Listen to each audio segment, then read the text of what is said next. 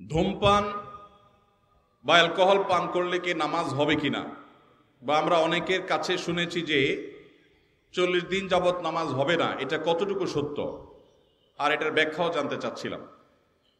দেখুন, একটি হাদিস রয়েছে, নবী সাল্লাল্লাহু আলাইহি সাল্লাম বলেছেন, কেউ যদি নেশা গ্রহণ করে, নেশা জাতীয় কোনো দ্রব্য গ্রহণ করে এবং সে যদি নেশাগ্রস্ত হয়, 40 দিন যাবত তার ইবাদত কবুল হবে না, নামাজ কবুল হবে না। তো এই হাদিসে নেশাগ্রস্ত হওয়ার কথা বলা হয়েছে। ধূমপান করা গুনাহ, এটা জায়েজ নাই, এ বিষয়ে তেমন কোনো মতপার্থক্য আলেমদের মধ্যে নাই।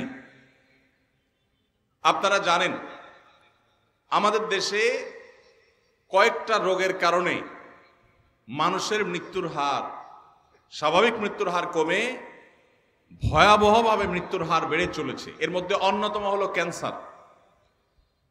আমাদের সমাজে আগে এক একটা ইউনিয়নে একজন ক্যান্সারের রোগী খুঁজে পাওয়া কঠিন হতো, এখন ঘরে ঘরে ক্যান্সারের রোগী।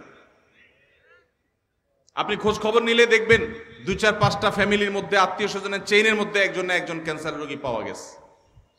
ক্যান্সারের যত কারণ আছে, এর মধ্যে সবচেয়ে বড় কারণ হলো এই মাদক।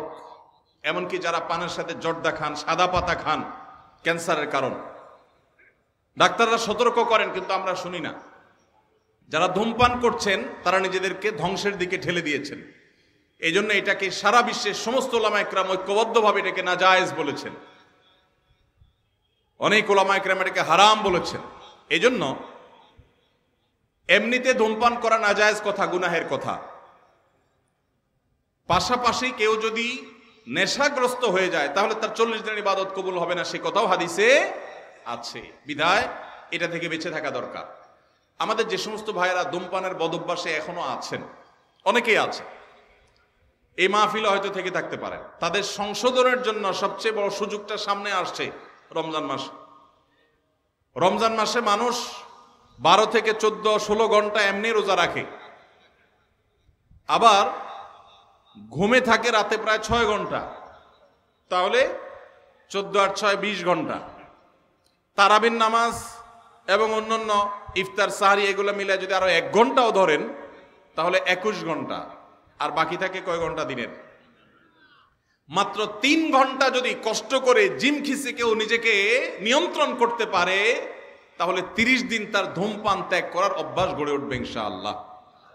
অনেক ভাই আছেন ধূমপান ত্যাগ করতে চান, কিভাবে করবেন তিনি জানেন না। রমজান মাস হলো তার সবচাইতে বড় সুবর্ণ সুযোগ, চাইলেই এই বদভ্যাস ত্যাগ করা যায়। আল্লাহ আমাদেরকে তৌফিক দান করুন।